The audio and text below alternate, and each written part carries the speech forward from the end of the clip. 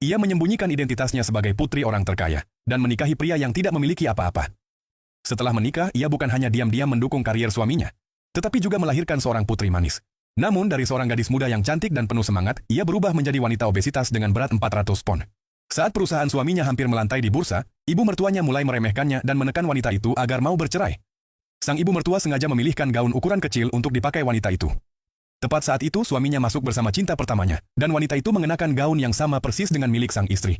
Wanita itu langsung merasa minder. Semua tamu yang hadir terang-terangan memuji tubuh dan pembawaan cinta pertama tersebut.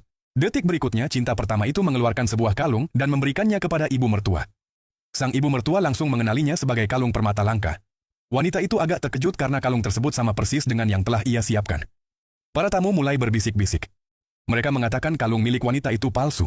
Dan suaminya pun mempercayai ucapan mereka, menuduh istrinya memberikan kalung palsu. Wanita itu bersikeras bahwa kalungnya asli, tetapi ibu mertuanya berargumen bahwa ia tidak bekerja, jadi mustahil mampu membeli kalung asli. Barulah saat itu wanita tersebut benar-benar memahami situasinya. Ia telah menyembunyikan statusnya demi mendukung suaminya.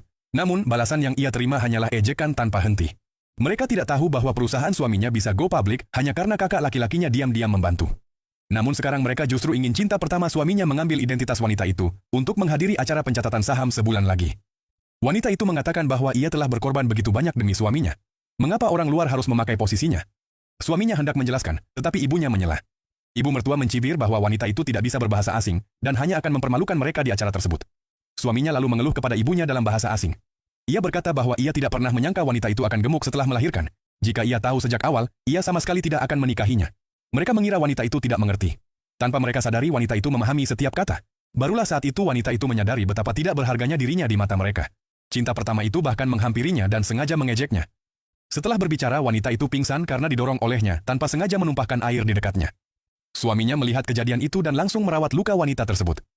Lalu ia menuduh istrinya sangat kejam. Setelah diperiksa di rumah sakit, wanita itu mengetahui bahwa dirinya sedang hamil. Namun karena yang baru saja terjadi, ia kehilangan bayinya. Pada saat itu, ia benar-benar kehilangan harapan terhadap suaminya. Maka ia memutuskan untuk mengungkap identitas aslinya dan memberi mereka pelajaran yang pantas. Ia kembali bersama putrinya ke rumah kakak laki-lakinya.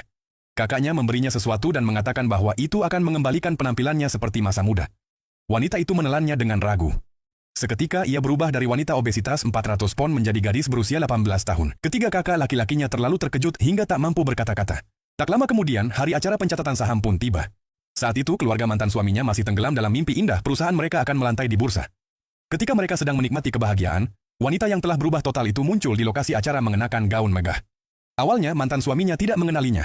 Ia bahkan berniat mendekati dan merayunya, sampai wanita itu mengungkapkan identitas aslinya.